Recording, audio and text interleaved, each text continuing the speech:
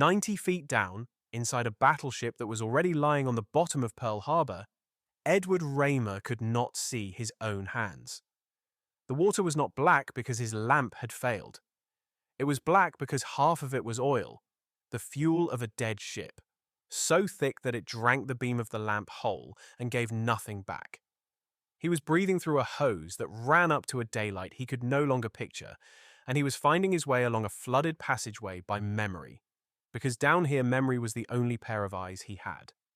He had walked this corridor once on a blueprint, up in a shack on the pier, counting the doorways in his head.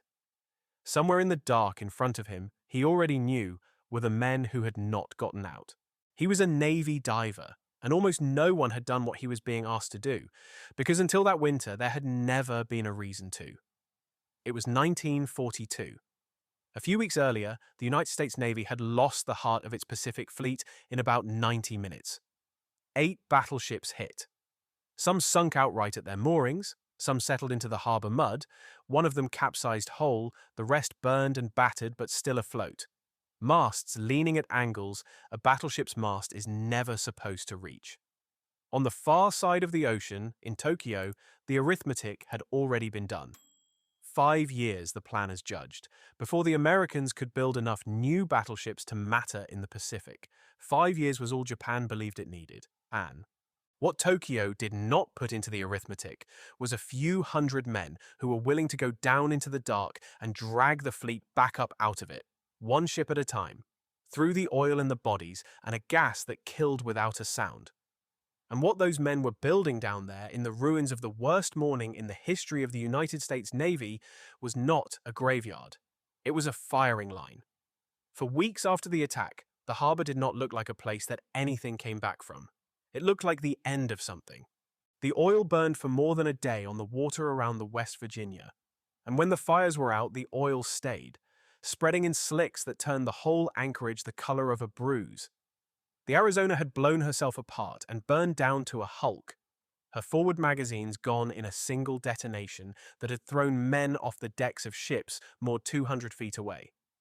The Oklahoma had rolled completely over, capsized at her berth, so that what showed above the water was the round of her hull and the blades of her screws, an overturned island of grey steel with men still sealed inside it.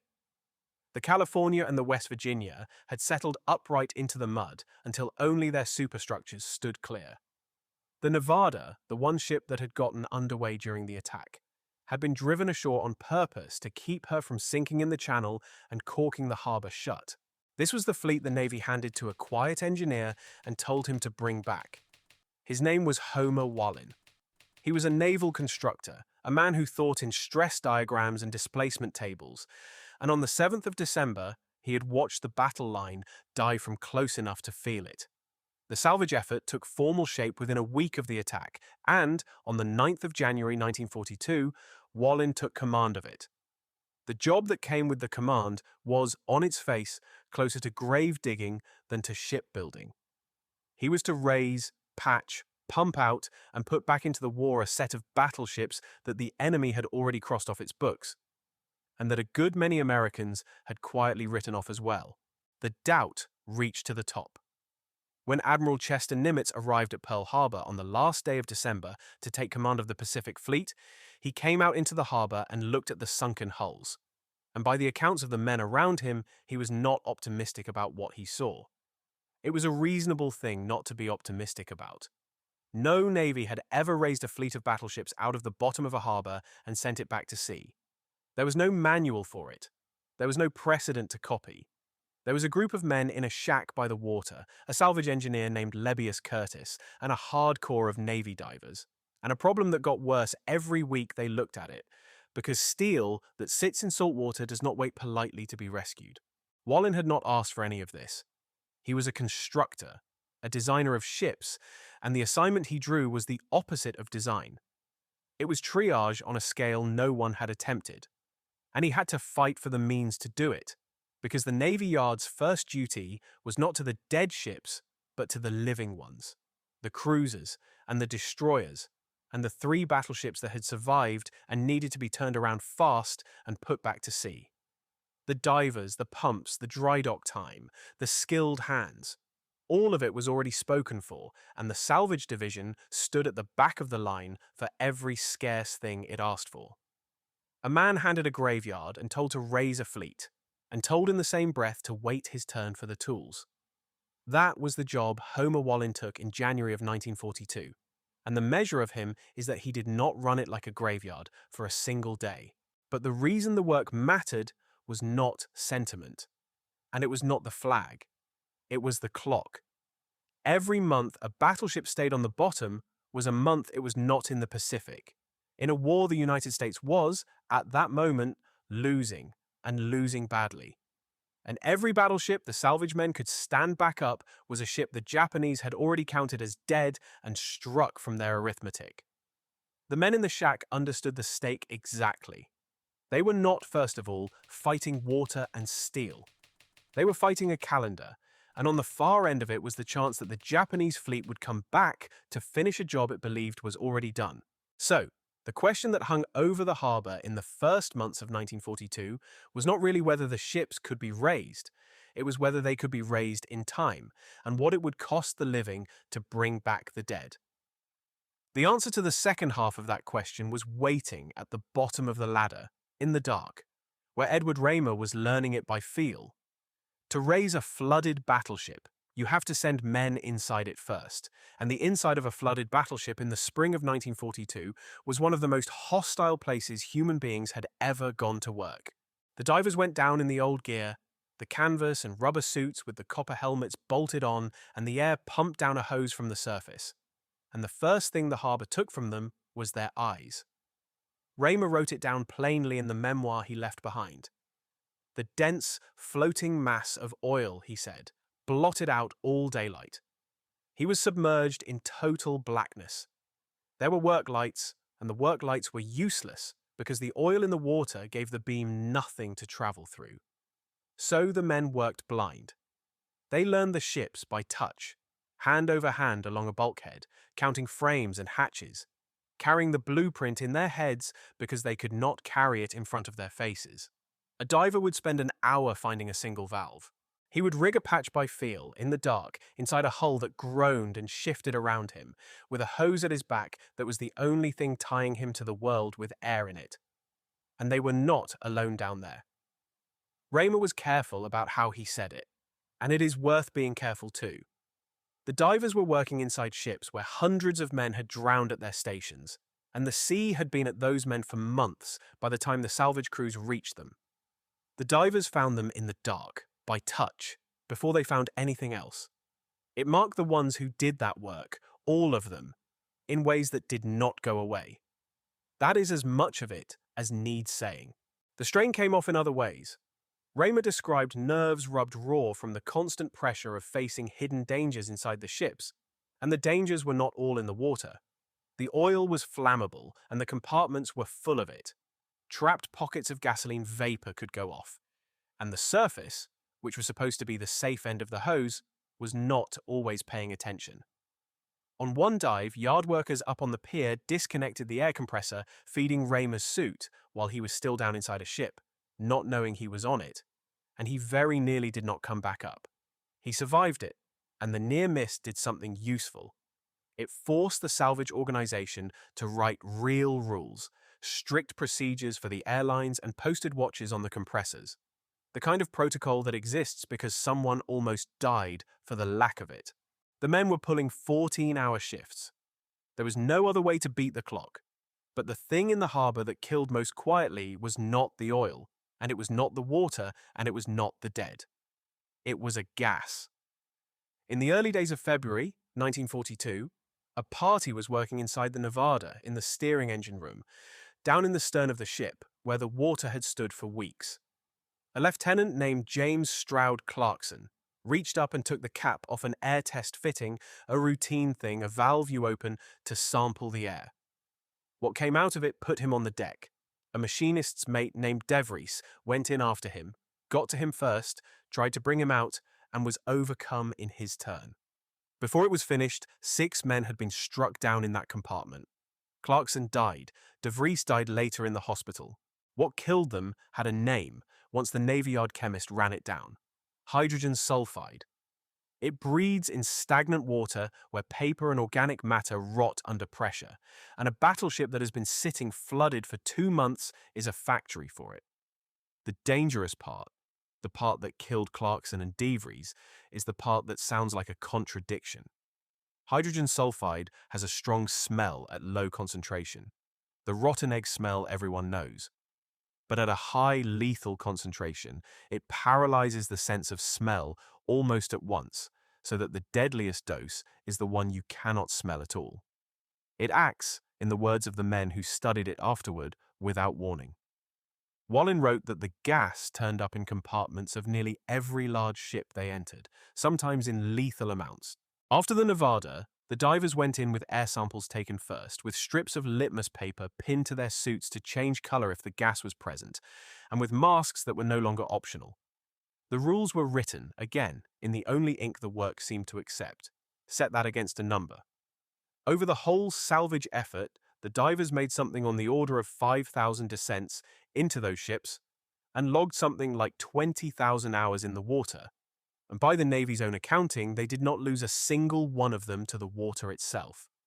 20,000 hours in the black, inside the dead ships, and the water did not take one diver. The men it took another way, standing on a steel deck with the air gone bad around them.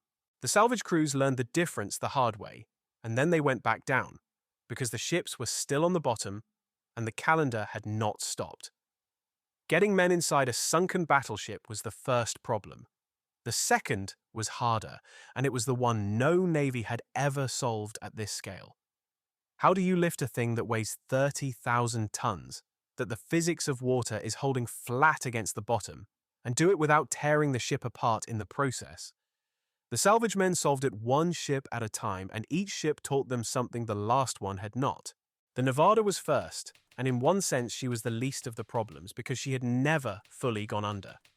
A torpedo had opened her side early in the attack, and bombs had come through her decks, but her crew had fought her free of her moorings and driven her onto the shoal to keep her out of the channel, and so she sat in shallow water, damaged but not drowned. That did not make raising her easy. It made her a laboratory. The divers built patches over the wounds in her hull, wooden frames the size of barn doors that they lowered into place against the holes and sealed. One of the patches was cut to the shape of a torpedo blister and simply would not seat, because the blister itself had been blown outward and would not take the fit, and it had to be abandoned and done another way. Divers set dynamite charges to cut away a length of the docking keel that was fouling the work, blasting steel underwater by feel. It took more than 400 dives. But on the 12th of February, 1942, barely 2 months after the attack, the Nevada floated.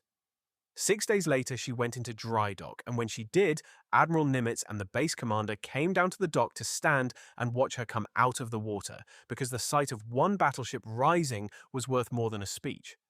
Within the year, the Nevada was in the Aleutians, back at war. The California posed a different problem, and the answer to it was a wall.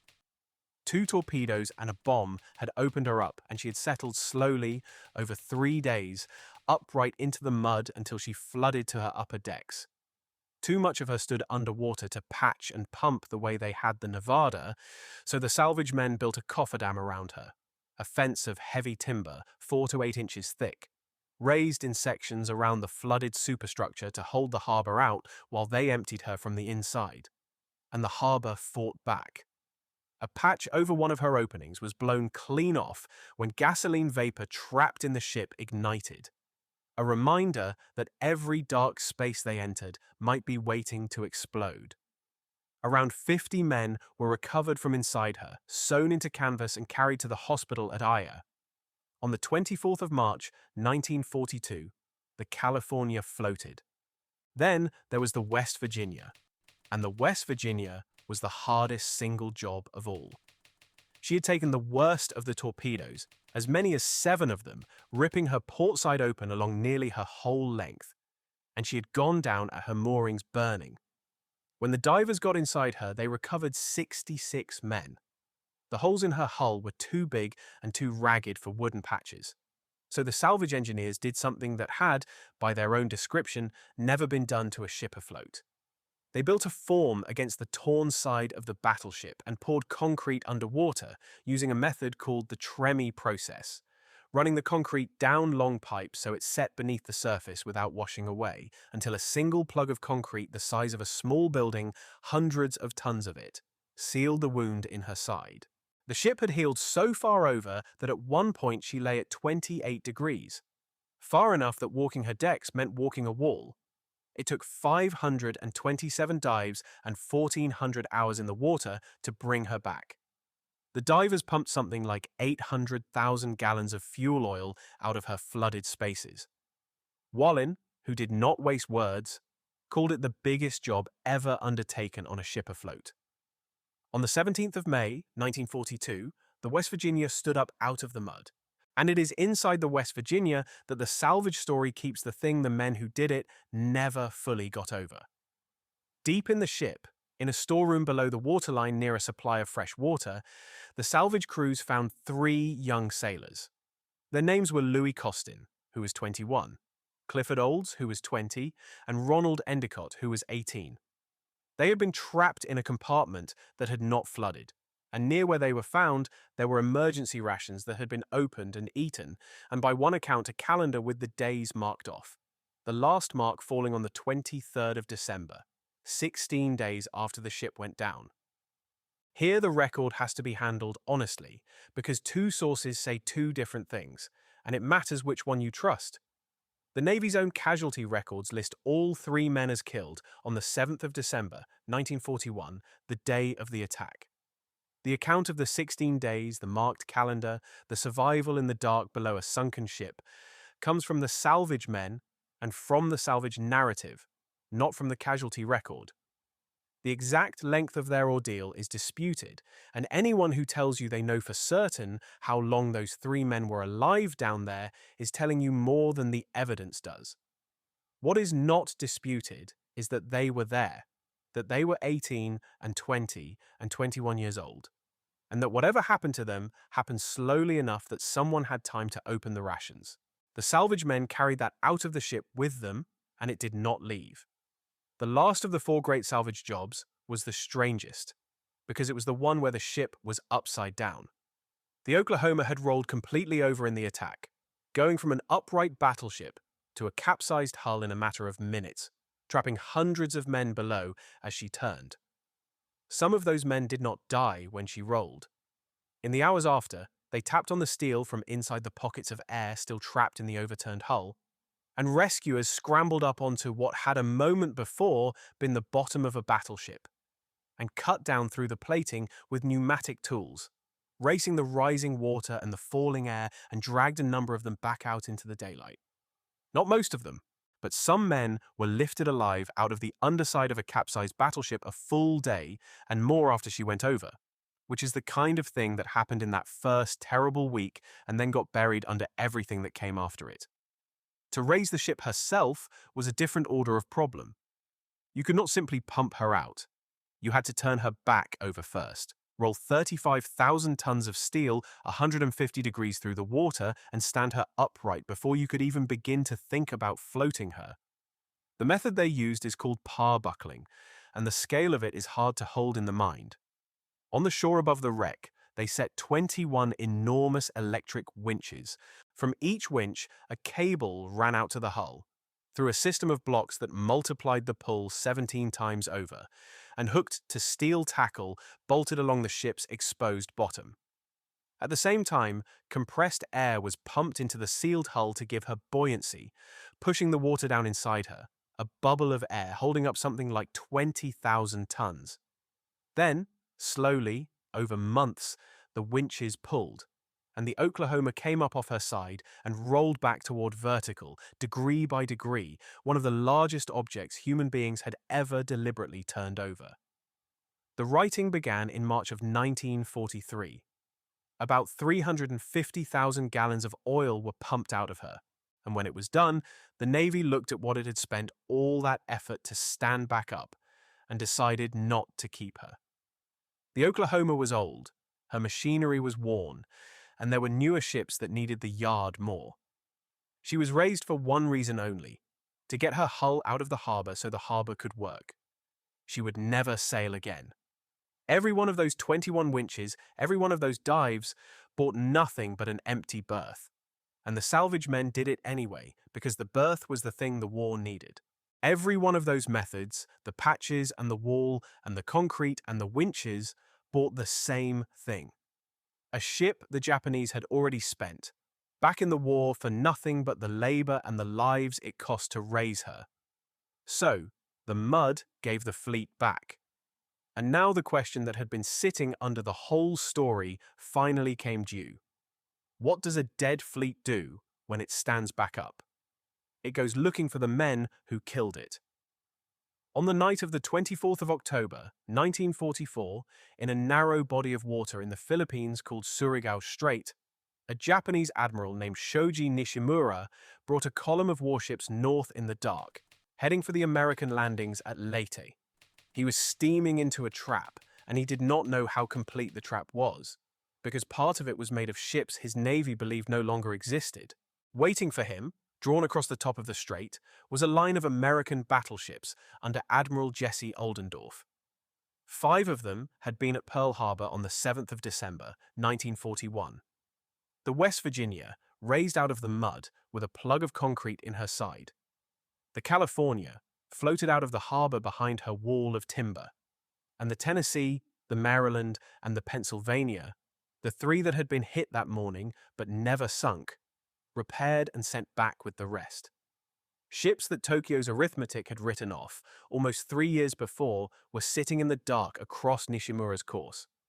And they had spent those 3 years being rebuilt and regunned and fitted with the newest fire control radar the Navy owned, so that they could see in the night what the human eye could not. Nishimura sailed straight up the throat of them, and the American line did to him the thing every naval officer dreams of and almost never gets. They crossed his T. His ships could only fire forward, up the strait, at targets they could barely make out. The American battleships lay broadside across the far end, every gun bearing, and they opened fire in the dark on radar. The West Virginia, the ship that had been lying on the bottom of Pearl Harbor with 66 dead men inside her, fired 93 rounds from her 16-inch guns into the Japanese column. The California put more than 60 of her heavy shells into the Yamashiro, the Japanese battleship the American line had marked in the dark. It was, in the language of gunnery, a slaughter, and it was the last time in history that battleships fought battleships in a fleet action, the final gun duel of an age, and it ended that night in the strait. Understand what was happening on the water because it is the whole point of the story. The Japanese fleet had reported the American battle line destroyed in 1941. Their intelligence had been, in a narrow sense, correct. Those ships had been sunk or wrecked, exactly as reported. And now, in the dark of Surigao Strait, those same reported dead ships were firing full broadsides into a Japanese admiral who had been told the ocean was clear. The dead had come back, and they had brought their guns, and they were using them on the Navy that had killed them. Whatever else the salvage divers thought they were doing down in the black water at Pearl Harbor, this is what they were doing. They were loading these guns, and Surigao was only the sharpest point of it. Long before that night, the Pearl Harbor survivors had quietly become something the pre-war Navy had never planned for them to be. Too slow to run with the fast carriers, the old battleships were handed a different job, and they did it for 2 years without ever making a headline. They went in ahead of the landings, island after island across the Central Pacific, and stood off the beaches hammering the defenses flat before the boats went in and stayed there while the boats went in, throwing their heavy shells inland at anything that could kill a man on the sand. The ships Japan had sunk to open the war had become the guns that walked the war back across the ocean, one island at a time, toward Japan. Surigao was where that long account came due all at once, in a single night, against the enemy's own battle line. One of the 6 took a different road. The Nevada, the first ship the salvage men had floated, ended up in the Atlantic, the only Pearl Harbor battleship to serve there.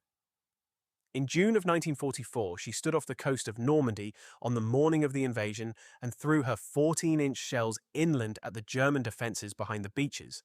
And later that summer, she did it again in the south of France.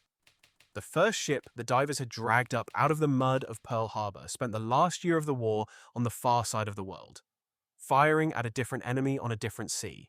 The story that had opened in total darkness, 90 feet down in oil that swallowed every light, ended in the muzzle flash of a full broadside in the middle of the night. That was the distance the salvage men had carried these ships, from the bottom of their own harbor to the firing line at Surigao Strait. There is a last image, and the salvage men earned the right to it. Less than a year after Surigao, on the 2nd of September 1945, the war ended in Tokyo Bay, on the deck of a battleship, with the Japanese surrender delegation standing at a table under the guns. Anchored in the bay that morning, present at the end of the thing that had begun for her at Pearl Harbor, was the West Virginia. She was the first of the old, sunken-raised battleships to enter Japanese home waters. She had gone from the bottom of Pearl Harbor with a concrete plug where her side used to be to the surrender of the empire that had put her there. There is no straighter line in the whole war. But not all of them came home, and the story is only honest if it says so. The Oklahoma stood upright at the cost of 21 winches and a year of work, was never rebuilt. She sat out the war stripped and empty, and when it was over, the Navy sold her hull for scrap. In May of 1947, under tow across the Pacific toward the breakers on the mainland, she took on water in a storm and went down, 500 miles out from Hawaii, dragging her tow line down with her. She had been raised from the bottom of one ocean only to die on the surface of another, in the end refusing to be scrapped. She sank, you could say, on her own terms, and the Arizona never stood up at all.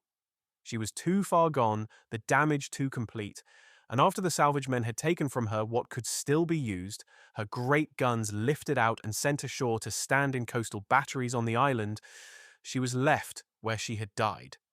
She is there now. She is the reason the number in this story is 6 and not 7. Because 6 of the 8 battleships hit that morning came back to the war, and the Arizona was one of the 2 that did not. She still holds the men who went down with her, and she still holds their fuel. To this day, more than 80 years later, oil rises out of the wreck of the Arizona, a little at a time, a few drops reaching the surface every day, and the people who watch over the memorial have a name for it. They call it the Tears of the Arizona. That is where the story closes, and it closes where it opened, in oil and darkness and the men who did not get out. It opened with a diver going down into the black water inside a sunken battleship, feeling his way toward the dead. It closes with the one battleship that was never raised, the one still on the bottom, whose oil is still, drop by drop, reaching up toward the light. 6 of the 8 stood up. 2 of them stayed down. And the men who raised the 6 paid for them in bodies carried up out of the dark and in lungs full of a gas that acted without warning, and most of them never told anybody, and most of them are gone now too. Most tellings of Pearl Harbor stop at the crippled fleet and skip to the victory and leave out the part in between. The part where a few hundred men reached down into their own dead harbor and pulled the fleet back out by hand. That part is not invented. Homer Wallin, the man who ran the salvage, wrote his own account of it, and it survives. Edward Raymer left a memoir of what it was like inside those ships in the dark. And the 3 young sailors in the storeroom of the West Virginia, Costin and Olds and Endicott, are on casualty cards in the National Archives, with their ages and their service numbers, and we read them. If you are still here, one last thing. This is a channel about the men history filed away and forgot. And this story has more of them in it than most of them never named. So, if your father or your grandfather or your uncle served on the West Virginia or the Nevada or the California or any of the ships that came up out of that harbor, or if he was one of the divers who went down into them, tell us. Put his name and his ship in the comments. That is how these men stay in the record instead of dissolving into the silence. They spent themselves raising a fleet nobody thought could be raised, and the least the rest of us can do is know that they were there.